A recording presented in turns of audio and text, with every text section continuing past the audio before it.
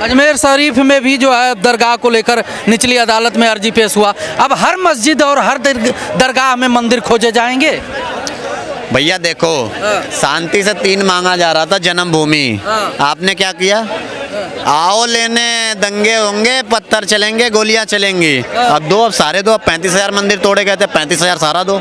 अब यही तो इनका इलाज अच्छे से हो रहा है और सही हो रहा है। इन शरारती तत्वों का यही इलाज है भैया, सीधा अब जितने हैं सारे के सारे चाहिए। अच्छा, जब से बीजेपी आई है सत्ता में, मेजोरिटी में आई है जो है प्रदेश में, उत्तर प्रदेश में, फिर जो है दिल्ली में, तब से यही हो रहा है। तब से जो है छांट के एक समुदाय विशेष को टारगेट करके मुसलमान और जो है मस्जिद सुरक्षित नहीं है। ये चीज़ हिंदुओं को समझना चाहिए कि आज तक कोई सरकार खड़ी नहीं हुई। आज एक ऐसी पार्टी है जो हिंदुत्व के लिए काम कर रही है, जो हिंदुत्व की खोई हुई चीज़ें वापस दिला रही है। उसके बाद भी ये लोग उन पार्टी वालों को वोट देते हैं जो कि हिंदुत्व को गाली देते हैं। ठीक है, तो ये चीज़ हिंदुओं को सबसे पहले समझना पड़ेगा। और पता नहीं भैया कैसे खड़े थे, कह रहे संभल में न्यायपालिका। भैया जिसको अपने संविधान पे विश्वास नहीं है, कल को तुम बोलते हो कि संविधान खतरे में है। एक तो तुम्हें संविधान पे विश्वास नहीं है, देश के न्यायपालिका पे विश्वास नहीं है, उसके बाद आप कहते हो अगले दिन आके कि संविधान खतरे में है। इसी बात को तो लेकर अखिलेश यादव कह रहे हैं कि संवैधानिक प्रक्रिया के तहत अगर हम विपक्ष में हैं तो हमें संभल क्यों नहीं जाने दिया जा रहा है। भाई जाने दीजिए उनको। किनको को जाने नहीं? अखिलेश यादव को। अरे नेता विपक्ष है, काहे नहीं जाने देते? अरे भैया क्यों जाना है उनको? पुलिस जांच करेगी, जो रहेगा उसको जेल में डालेगी, बाद में जब वहाँ पे मामले शांत हो जाएंगे तो वो अपना करेंगे। अब मान लो अभी अखिलेश यादव जाते हैं संभल में, ठीक है, उनके ऊपर पत्थरबाजी हो जाती है। राजनीति में क्या कितने हद तक लोग गिर सकते हैं इसके बारे में आप सोच भी नहीं सकते हैं। अगर अखिलेश यादव की अगर छोटी सी भी आँच आ गई ना तो फिर वो उस पर भी एक बवाल कटेगा कि वहाँ का माहौल आपको पता ही है कितना गर्म है आज के डेट में। तो अब अगर अखिलेश यादव के ऊपर खतरा महसूस होता है या फिर खतरा कुछ होता है तो उसकी जिम्मेदारी कौन लेगा? सही कह रहे हैं। उसमें भी ये बिल फाड़ेंगे कि योगी जी की सरकार में वो है, कमी है। सही है। संभल हिंसा को लेकर विपक्ष का आरोप है कि सत्ता पक्ष जो है राजनीति कर रही है। लग रहा है आपको कि संभल में ऐसा हो रहा है? देखो, राजनीति तो राजनीति करने वाले लोग राजनीति ही करेंगे, वो कोई प्रवचन या सत्संग तो करेंगे नहीं। जिनके खून में राजनीति है वो लाशों पे भी राजनीति करेंगे और वो चुनावों में भी आके राजनीति करेंगे। मेन प्रकरण ये है कि जिस तरह से हिंसा को अंजाम दिया गया, अचानक से भीड़ों का इकट्ठा होना, इतने 10-12 ट्रॉली पत्थर इकट्ठा होना, तो मुझे एक बार याद आ रहा है, मैं नरेंद्र मोदी जी का मन का बात कार्यक्रम प्रोग्राम देख रहा था। मोदी जी कह रहे थे कि हमने कई करोड़ रुपया ड्रोन दीदी बनाने में जो है लगाया हुआ है। तो जैसे संभल क्षेत्र है या और भी गांव देहात में, वहाँ पे ड्रोन दीदी बनाई गई हैं। उनका काम होता है कि ड्रोन से पूरे क्षेत्र के अपने उसमें तहकीकात करना, देखना, चीज़ क्षेत्र है जहाँ पर समस्या है, निगरानी रखना, वो भी रखना, और बेसिकली उनके जो है खेती के लिए भी वो काम आता था। दोनों चीज़ों में काम आता है। तो अगर ये ड्रोन काम कर रहे होते जो लाखों करोड़ रुपए सरकार ने इन्वेस्ट किया है, तो शायद हमें पहले लग सकता था कि इस छत पे पत्थर पड़े हैं। इंटेलिजेंस को पता नहीं चला कि हजारों की भीड़ यहाँ पे आ रही है।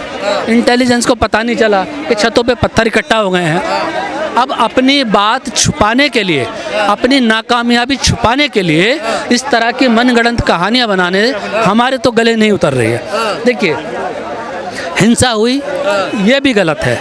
उन बच्चों की जान गई, 4-5 बच्चों जो न्यूज़ में सुनने को आ रहा है कि वो मार दिए गए, आरोप लग रहा है कि पुलिस की गोलियों से मरे, तो जांच का विषय है, ये भी गलत है। बच्चों की मौत भी गलत है। उनमें से कोई बच्चा डॉक्टर बनता, इंजीनियर बनता, क्या है? मेरा सवाल ये है। नहीं सर, डॉक्टर नहीं, डॉक्टर इंजीनियर बनने वाले बच्चे हाथ में पत्थर लेकर प्रशासन के ऊपर पत्थरबाजी करने नहीं जाएंगे, ये भी सही है।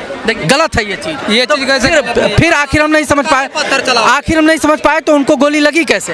गोली देखो, जब कैसे लग गई? आप अगर मेरे पे पत्थर फेंकोगे तो मैं भी तो उधर से कुछ ना कुछ करूंगा ना। पढ़ने वाले बच्चे जा रहे हैं, इंजीनियर और डॉक्टर बनने वाले जा रहे हैं पत्थरबाजी करने, क्या बात करते हैं? वही किसी को, अरे उनको अपने कोचिंग से और अपनी पढ़ाई से फुर्सत नहीं है, वो जाएंगे पत्थर चलाने। जिस क्षेत्र में दंगा भड़का, उसके भाई का, उसकी माँ का आरोप है कि हमारा बच्चा दुकान से कुछ सामान लेने के लिए गया था, ठीक है, अचानक से उसको गोली लग गई। गोली किसने मारी? सरकारी पिस्तौल से गोली नहीं लगी, प्राइवेट पिस्तौल से गोली लगी है, ठीक है। तो बहुत सारी चीज़ें हैं जो संदेह के घेरे में आती हैं। लेकिन मेरा मूल प्रश्न ये है कि आप देश में मस्जिदों के नीचे से मंदिर ढूंढने की ज़रूरत है, मंदिरों के नीचे मस्जिद ढूंढने की ज़रूरत है, या देश में विकास करने की ज़रूरत है? ये जो युवा हजारों की भीड़ में इकट्ठे हो गए, इनको रोजगार देने की आवश्यकता है। तो सरकार किस दिशा में जा रही है, ये सरकार को सोचना है। बिल्कुल राइट। और हमारे न्यायपालिका के जो जज साहब हैं, उन्होंने आदेश पारित किया कि जाइए, फोर्स लेके जाइए। एक दीर्घकालिक आपको अंदेशा होना चाहिए था कि इस क्षेत्र में हम लोग जा रहे हैं, पूरी व्यवस्था के साथ जाएं। देखिए, पहले दिन जब सर्वे हुआ तो वहाँ पे कोई दंगा नहीं हुआ, नमाज अदा की गई, कोई दंगा नहीं हुआ। लेकिन तीसरे चौथे दिन जो हुआ, दोबारा वो कुछ चीज़ें अधूरी रह गई थी शायद, जब वो वीडियोग्राफी के लिए वहाँ पे गए, सर्वे करने या जिस भी प्रकरण के लिए गए, तब दंगा हुआ वहाँ पे। एक सवाल है, आपने अभी सरकार को घेरे में खड़ा किया। भाई न्यायालय के आदेश पे अगर भाई कोई याचिका दायर करता है, अगर न्यायालय आदेश देता है और न्यायालय के आदेश पे अगर किसी भी चीज़ का कोई भी हो, चाहे मंदिर मस्जिद या कोई भी प्रक्रिया है, कहीं भी सर्वे होता है, तो वहाँ सरकार जिम्मेदार बन जाती है तुरंत? एक बेटी के रेप केस में 20-20 साल लग जाते हैं, फैसले नहीं आते हैं यहाँ पर। सिविल कोर्ट में था मामला सर, तत्काल सुनवाई। मैं वही बोल रहा हूँ कि उस मस्जिद के नीचे मंदिर हमें 4 घंटे में ढूंढना था क्या? एक हफ्ते का समय या एक हफ्ते का समय है। एक हफ्ते में वो जितनी बार चाहें उतनी बार वहाँ सर्वे कर सकते हैं। ठीक बात। एक हफ्ते तक सर्वे करने का उनके पास जो है आदेश है। बिल्कुल, एक हफ्ते का टाइम है, 29 तारीख तक का उनके पास टाइम है, उनको करना है सारा चीज़ें।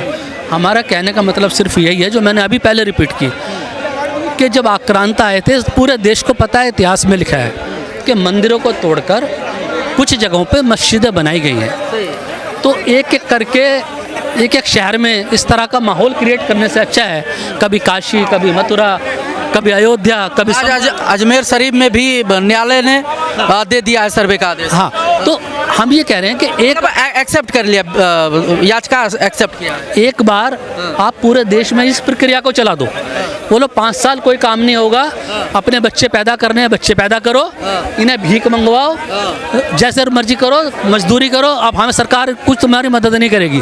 तुम पहले मस्जिदों के नीचे मंदिर ढूंढ लो और मंदिरों के नीचे मस्जिद ढूंढ लो, यही काम कर लो। बाकी देश में कोई काम रह ही नहीं गया है, कोई काम नहीं रह गया देश के अंदर।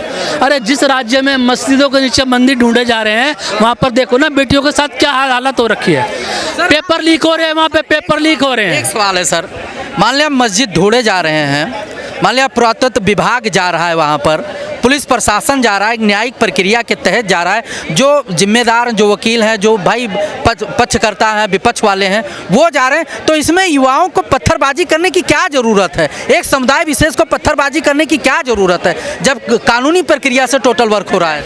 1947 को बुलाया थोड़ी ना। 1947 में देश आज़ाद हुआ और 1991 में शायद ये एक्ट बना कि 1947 में जो भी धार्मिक स्थान हैं वो यथावत रहेंगे, ठीक है, ये आदेश पारित हुआ।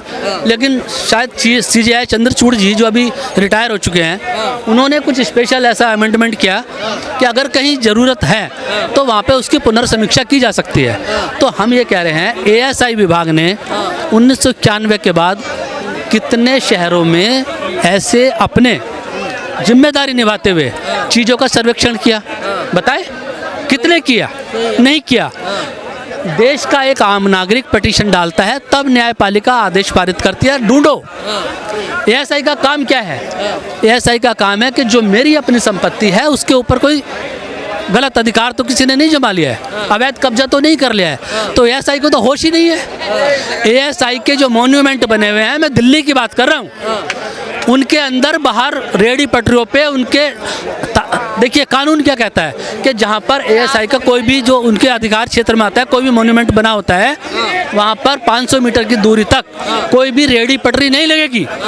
लेकिन इनकी दीवार के साथ लगे हुए इनके परिसर के रेहड़ी पटरी, फुटपाथ कब्जे करके रेहड़ी पटरी लगी है। इस ASI विभाग की आंखें नहीं खुल रही है दिल्ली के अंदर भी, और ये कहते हैं कि हमारी अब ये सर्वे के लिए निकल पड़ते हैं। आपका कहने का मतलब है कि जो विवाद, मतलब आशय यही निकलता है कि जो विवादित है, जहाँ विवाद हो सकता है, जहाँ पर दंगे फसाद हो सकते हैं, वहाँ पर ASI भी जो है पुरातत्व विभाग भी वहाँ पहुँच जाता है। देखिए, पुरातत्व विभाग तो मजबूर हो गया ना, अगर न्यायालय ने बोला कि जाके सर्वे करवाओ, उसको तो जाना पड़ेगा।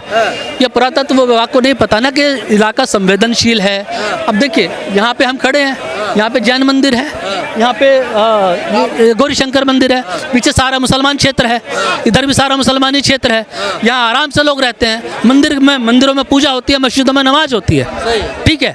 तो बात यह है कि कुछ उपद्रवी तत्व हैं इन देश में, इनका इलाज एक बार होना चाहिए। भाई कहते हो हमने BNS कानून बना दिया 1 जुलाई 2024 से लागू हो गया रात के 12 बजे से, लेकिन आज भी आपके कानून काम नहीं कर रहे। पत्थरबाजी की जो प्रथा है, इसका इलाज क्या है? अखिलेश यादव कहते हैं कि उत्तर प्रदेश में उपचुनाव थे 9 सीटों पे, जिसमें 7 सीट बीजेपी ने जीत लिया, धांधली करके, बेईमानी करके जीता। इसलिए उस बेईमानी को छुपाने के लिए संभल में इस प्रकार के दंगे फसाद कराए जा रहे हैं। सही है ये? तो अखिलेश यादव इस बात का भी जवाब दें कि जो 37 सीटें लोकसभा में अखिलेश यादव ने जीती हैं, क्या वो धांधली करके जीती हैं? जवाब तो देना पड़ेगा ना। अगर बीजेपी 9 में से 7 सीटें जीतती है और धांधली कहा जाता है, तो अखिलेश यादव ने लोकसभा में 37 सीटें जीती, क्या वो भी धांधली करके जीती? देखिए, ये राजनेता लोग आम जनता की भावनाओं को भड़का के अपनी राजनीतिक रोटियां सेकते हैं। अखिलेश यादव का बेटा उस धरने प्रदर्शन को लीड करने नहीं आया, वो नहीं मरा। योगी आदित्यनाथ का कोई रिश्तेदार धरने प्रदर्शन में नहीं आया, वो नहीं मरा कौन? आम जनता। बात यह नहीं कि मुसलमान थे वो मरे, मुसलमानों के बच्चे मरे, क्योंकि क्षेत्र मुसलमानी था। हर आदमी चाहता है मेरी मस्जिद है, मेरी मस्जिद धराशायी ना हो, लेकिन इन बच्चों को ये सोचना है कि न्यायालय से ऊपर कोई नहीं है देश के अंदर। यह भारत है, यह लोकतंत्र स्थापित है यहाँ पर। यहाँ शरिया कानून नहीं चलता, यहाँ कानून चलता है भारत के जो संविधान है उसके अनुसार। ये कुछ मौलाना हैं जो इस तरह की तकरीर करते हैं मंचों से, जिससे मुसलमानों को, युवाओं को खून भड़क जाता है, वो उनकी बातों में आ जाते हैं।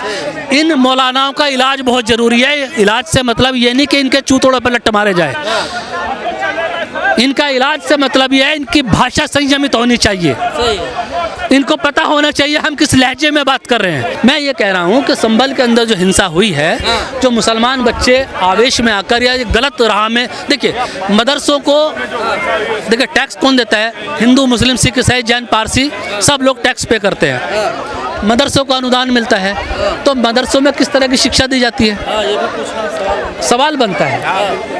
मैंने दूसरी तरफ कहा कि जिसकी मस्जिद जाती है उसको थोड़ा आवेश में आता है, तो दोनों पक्षों में पहले बैठकर एक आपस में संवाद स्थापित होना चाहिए था।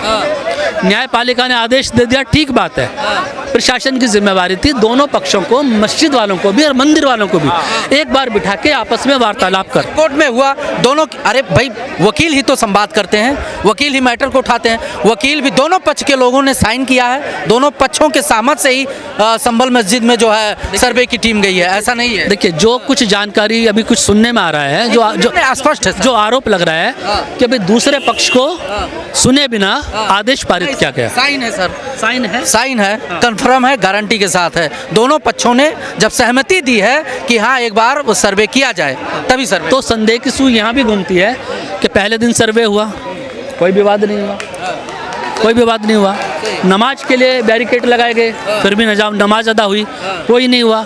फिर ये जो बाद में तीसरे दिन जो सर्वे हुआ, यहाँ पर ऐसा अचानक से क्या स्थिति उत्पन्न हो गई कि आउट ऑफ कंट्रोल स्थिति हो गई। देखिए, पुलिस को भी मारा गया, पुलिस के जवान भी घायल हुए हैं वहाँ पर, पुलिस के ऊपर भी हमला हुआ है, जानलेवा हमला हुआ है।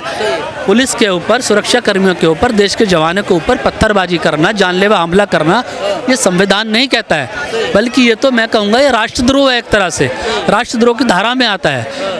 बात यह है कि युवा हमारे किस दिशा में जा रहे हैं। हम कहते हैं भारत को सशक्त बनाएंगे, प्रधानमंत्री जी भी इस चीज़ को लेकर चिंतित हैं, महामहिम राष्ट्रपति जी भी इस चीज़ को लेकर चिंतित हैं, बल्कि वो तो रोने लगते हैं महामहिम कि देश की न्यायपालिका के 5.5-6 करोड़ मुकदमे लंबित पड़े हैं, बेकसूर लोग जेलों में बंद हैं, छोटी छोटी बातों में जेलों में पड़े हुए हैं लोग, इनको बैठ के क्यों नहीं विवादों को निपटा दिया जाए। तो ये न्यायपालिका ना राष्ट्रपति जी की बात सुन रही है, ना प्रधानमंत्री जी की बात सुन रही है। अपने हिसाब से आप स्वतः संज्ञान ले लेते हो कि बॉम्बे के अंदर दही हांडी की लंबाई कितनी होगी, 20 फुट होगी कि 30 फुट होगी, ठीक है, अपने हिसाब से आप स्वतः संज्ञान ले लेते हो। संभल हिंसा पे स्वतः संज्ञान तो किसी ने नहीं लिया, क्योंकि आदेश पारित हो गया। हिंसा का तो स्वतः संज्ञान लेना चाहिए था ना। तो ये जो मनमाना रवैया चल रहा है, देश की न्यायपालिका में अब बहुत ज़्यादा विस्तार की मैं तो ये कहूँगा कि अब ये जो कार्यशैली है ना, ये निर्लज्ज कार्यशैली है हमारी न्यायपालिका की। लोगों को न्याय नहीं मिल रहा है।